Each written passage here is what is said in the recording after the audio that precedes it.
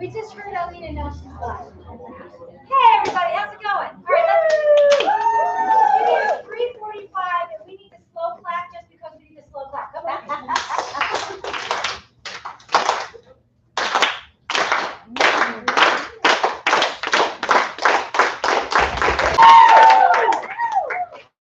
See, I told you slow claps have magic. Just like everybody else here in this room. So my name is Mia Park. Thank you for coming to this festival, the first Asian Pacific Islander DC South Asian American Arts Festival in the Midwest. Here we are! Yeah, we did it. Some new faces, some faces that have been here since early in the morning, so thank you everybody. Always I'm thanking Caroline, this human being, all day, because they are the producer here at the Goodman that made this happen here.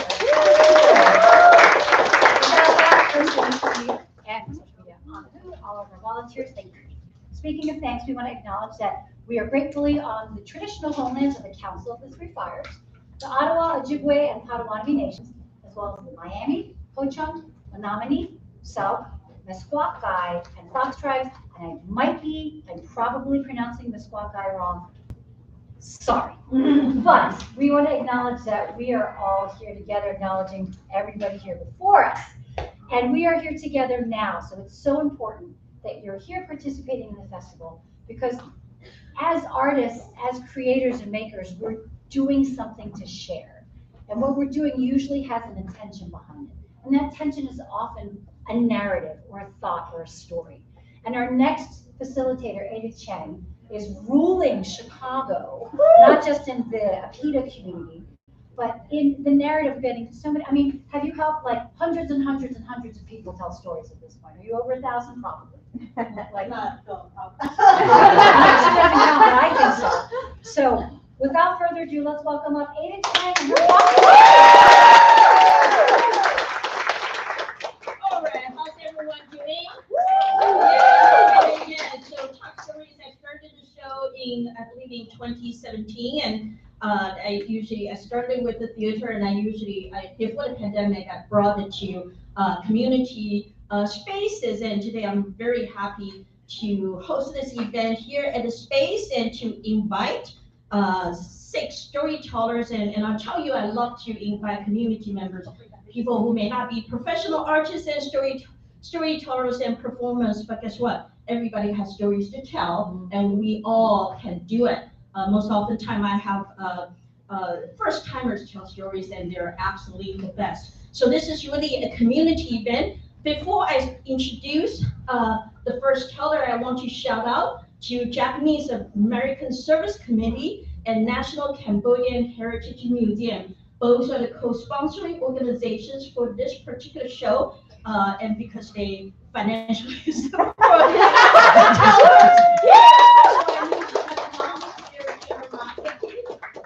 so thank you so much for being here. Are you ready for our first storyteller? Our first storyteller. And if I do this, to warn the teller, that means they have 1 minute. I'm not trying to be rude.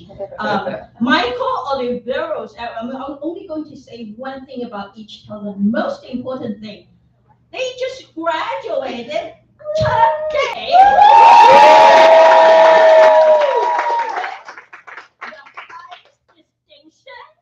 From the Global Asian Studies program at UIC. So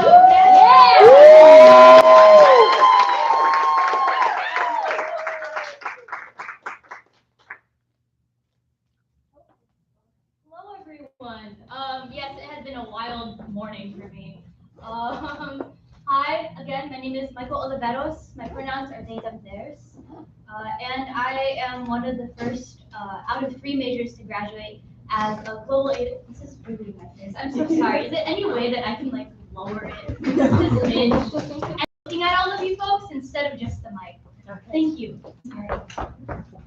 And I'm one of the first out of 3 people to graduate as a double major in gender and women's studies, but also global Asian studies, which is one of the first ethnic studies programs of its kind in the Midwest. Until I began my journey with, until I began my journey with ethnic studies, I did not have the language to articulate these very intimate experiences of injustice that I have both been a witness to and that I have committed. Through my time at university and also just my time growing and understanding what community is, I've grown to recognize that this aggregation of grief and anger within me that has been repressed over the years is grounded in systemic, real brutalization that we all continuously face, both in the present and in the past.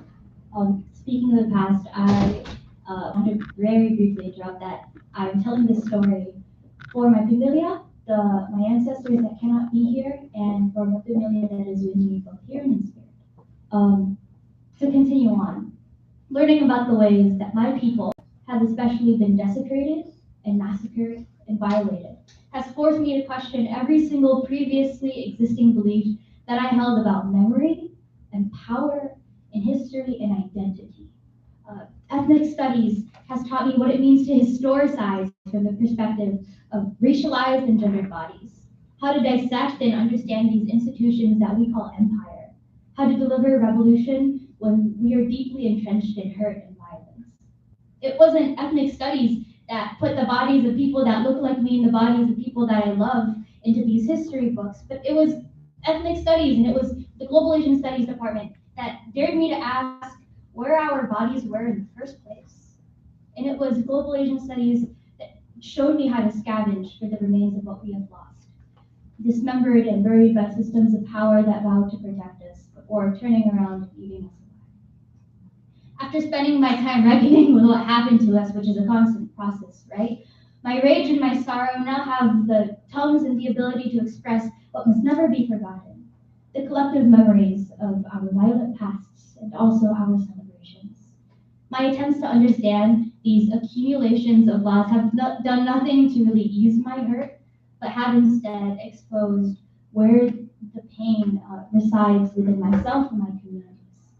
These wounds are exactly where I have learned to theorize, where I have learned to run to, where I have learned to be in.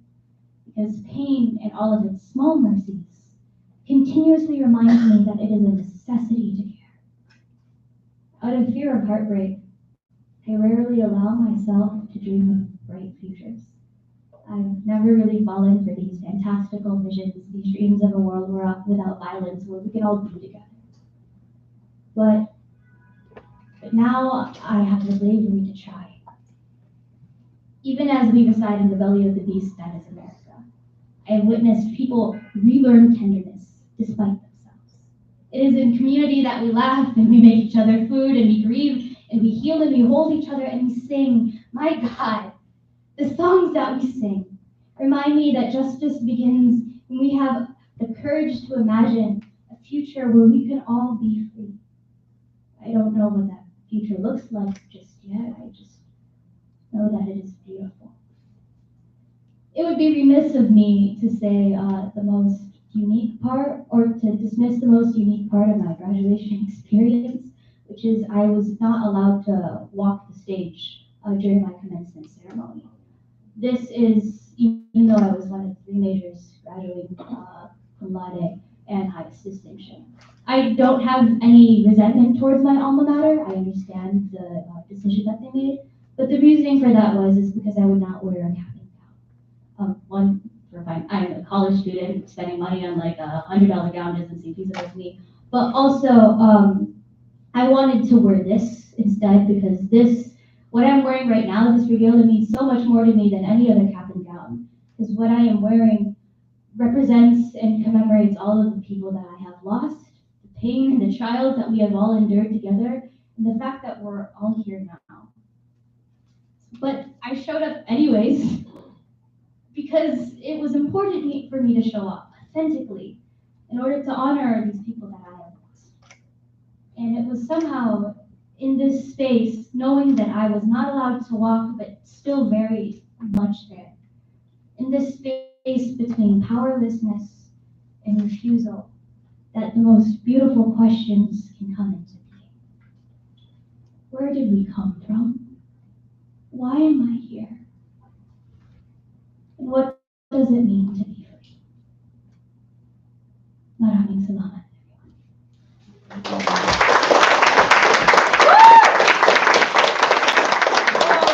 Thank you so much, Michael. Thank you so much. caste system and the white supremacy are built into the university system.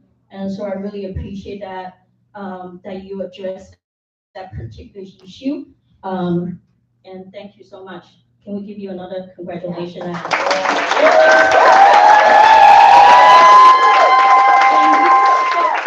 I start crying, as me being Ada, I cry all the time on my show. So just don't be surprised. I do that all the time. I just realized I'm actually taller than you. But you know, you say something so important. You showed up anyway. Show up at spaces that don't welcome us. Show up at spaces where you know you don't fit in. Show up, and show up. Everybody do that from today. Okay, how's everyone doing so far? Woo! Throughout the whole show, you're gonna hear stories really at this moment when we are banning books, when ethnic studies are under attack. Know that Asian American studies, Black studies, all these ethnic studies are so important for our younger generation to understand their history, to understand their identity. So thank you so much, Michael, for starting the show. Our next storyteller, Meghali Mazumdar. I'm just going to mention one thing so important. She just recently published a book, The Girl Who Flaps Her Hands. Can we give a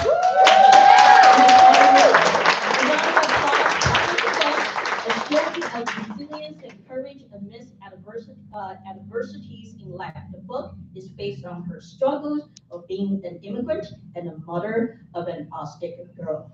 Come on.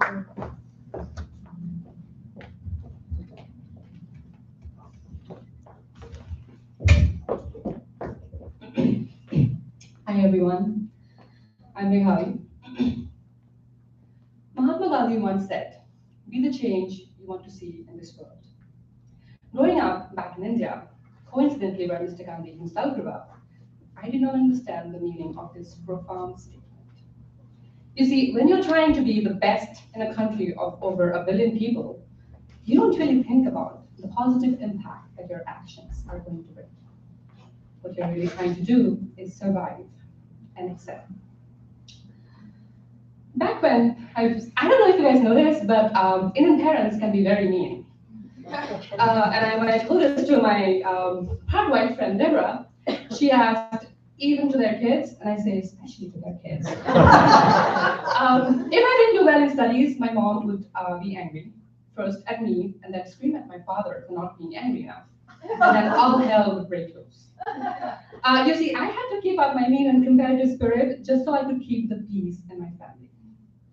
Eventually, after 29 years of enduring this pressure, I decided it was time for someone else to take that burden.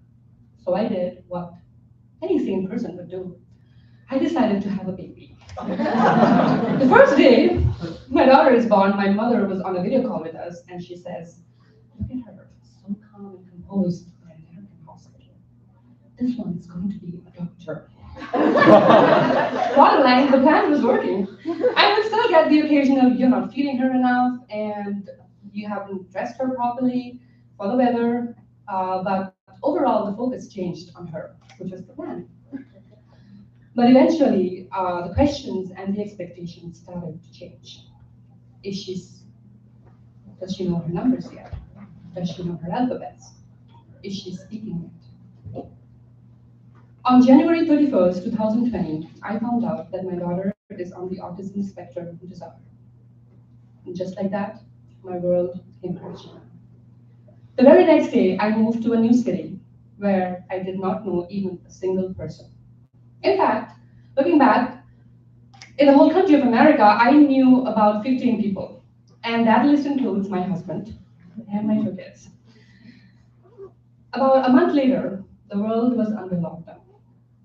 I was trapped and exhausted in a house with a 4-year-old and a 4-month-old baby who had 2 ways of communicating with me, crying and screaming. Just about then, my exhaustion turned into helplessness. One day, I sat down and transferred all of my worries that were going on in my head into a piece of paper. And I realized that most of my worries centered around one single core. What if people are not kind to her because of her quirks, because of the way she is? I had read somewhere that no act of kindness, no matter how small, ever goes wasted.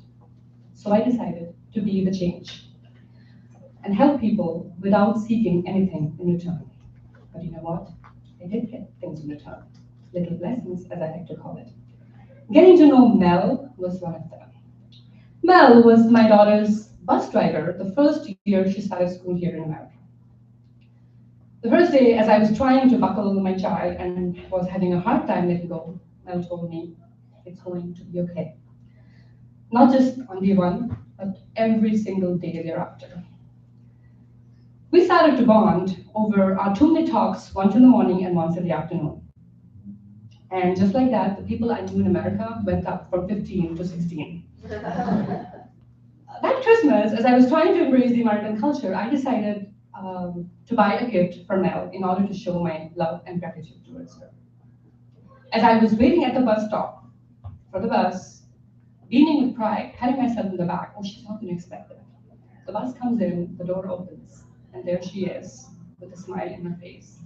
And when I get in, I see that she has a gift bag of her own, which was not for me. It was for my daughter. And I was surprised. She said, let her open it. And I say, right now? And she said, yeah, I want